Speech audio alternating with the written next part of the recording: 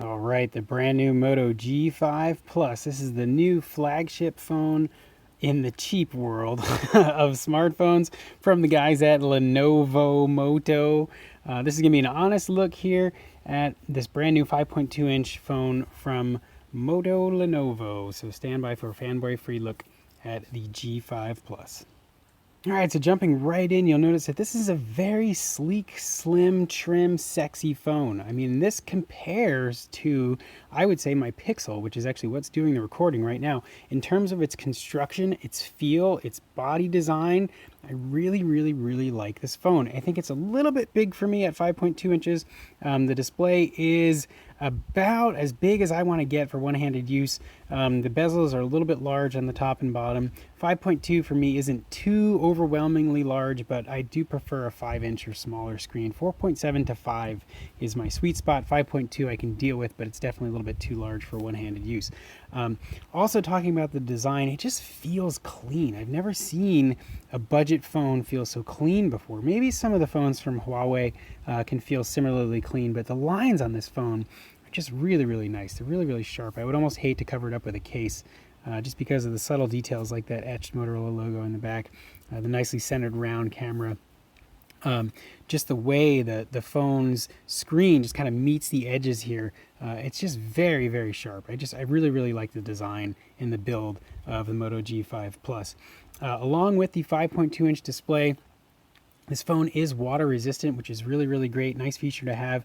Built-in water resistance is nice if you end up, dunking your phone momentarily in the toilet or in a river, or, if you're kayaking or something like that, it gets splashed. So it's a nice feature to have for an outdoor focused person like myself. Another thing to talk about is it does have a 3.5mm headphone jack, which is great. We have seen the loss of the 3.5 headphone jack in phones like the new Apple iPhone. So it's nice to have that there. One downside, I think, is this is micro USB and not USB-C, so that's kind of a drawback. I like USB-C. Everything's going to be going USB-C, I believe, so to have a micro USB is a little bit of a step back there. But again, it is a budget phone. Other things to talk about, it does have a 12 megapixel camera. We'll get into the camera results here in a second. It does have a 2 gigahertz octa-core processor, which is neither here nor there. Turbocharging, which means you can plug it in, and using the built-in charger, it will support a quick charge, so you can get a nice fast charge in there. Another great feature, it does have removable storage, which is great. Little micro SD slot right there on the top of the phone. So all in all, really, really well put together device. In terms of its build, its fit, its finish, it's not creaky. It does feel nice in terms of its metal construction. This is the cheapest version, meaning it does have Amazon ads on it, which you can see when I unlock the phone. I like this. I like the fact that I get a different lock screen. I don't know what's going to come up. It's a little bit entertaining. I don't really care that it's advertising, and it saved me money. I think this phone was $189 unlocked from Amazon. So for me, great budget phone here. I chose to get the one with ads as opposed to the one without ads. Fingerprint reader built into the home button here. Really, really nice feature. Great accuracy, nice and fast, easy to unlock. 1, 2, 3, boom, it's open, no delay. Really, really easy to figure out, if you've never used a fingerprint sensor before. Another nice thing to talk about with this big 5.2-inch screen is the color accuracy. Nicely done. I think it's a little bit washed out. Like if you were to look at this side by side with like a Galaxy, you would notice a humongous difference in terms of the color, the quality of the color on the screen. With the Moto G5 just isn't the same as it is when you look at some of the other flagship phones. And again, we're paying for a lower end device, right? So it's not going to have the best color accuracy. The whites are nice. They're a little bit maybe blue compared to some of the other devices, but they're nice. The phone also, since we're getting into the software, very, very quick. Apps load quickly. Things don't lag. Android has really evolved on this device. Things open fast. Stuff looks good. Things are fluid. It's got a good processor built in, and the software Android finally is up to date in terms of being relatively lag free.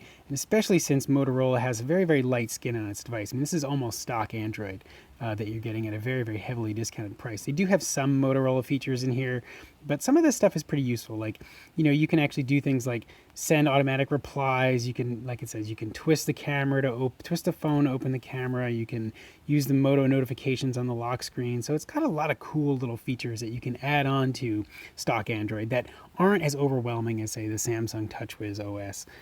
So for me, it's a great feature to have on a device like the Moto G5.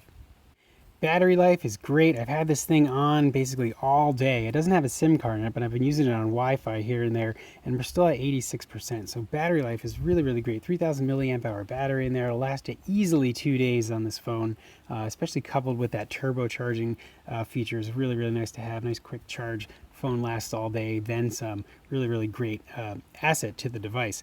We'll get into the camera here and the quality of the photos. The low light pictures aren't super good. I would say that in general, it's a very, very good camera for the money. I'll just hold this up. We'll take a picture of that little stump right there, and we'll look at the photo now, just to give you an idea of what the quality looks like. I would say for the cost of the phone, you're getting a pretty, pretty nice camera. You can see some of the JPEG artifacts in there. You can see just, it's not super detailed, right? So if you're comparing this to like an iPhone or Pixel, it's just not going to hold up, So it's a good camera for 189 bucks, but is it a great camera? Not really. But is it something that can get you by in a pinch, or is it something as a backup phone that'll get you by in the pinch? Or if this is all you can afford, it's a great camera, 12 megapixels, nice and fast. Motorola has finally changed the software so that you can actually go in here, tap to focus, and then take the picture with the shutter button, as opposed to their crappy, touch on the screen and it takes a picture. It was really annoying. You had to use a different camera for that. Anyway, getting away from the quality now of the actual camera lens and filters and that sort of thing. We'll talk more about what's left in the software. Like I said, apps open fast. I'll open up a MLB game here, 2017. I had this side by side with my Pixel earlier today.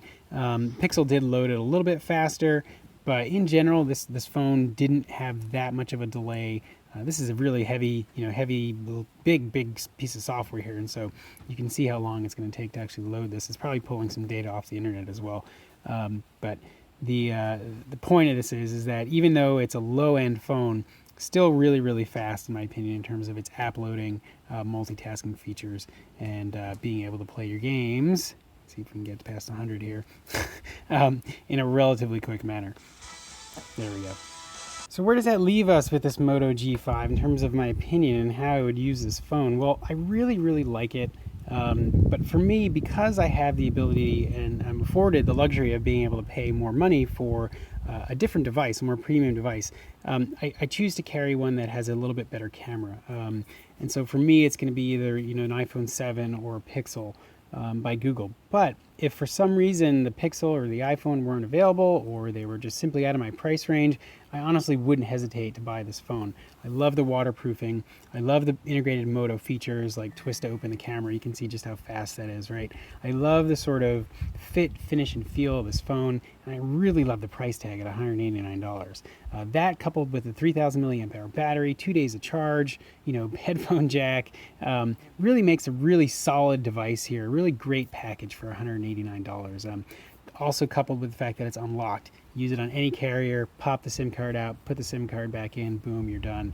Especially in the States here, Verizon, T-Mobile, AT&T, all the other third-party MVNO carriers. Really, really nice phone to have for that, for basically being able to take your phone anywhere you go. Mobile freedom is the new thing here in the US, and phones like this are allowing us to do that. So hopefully you guys enjoyed this video. Don't forget to check out everything else I have on YouTube, and rate, comment, and subscribe.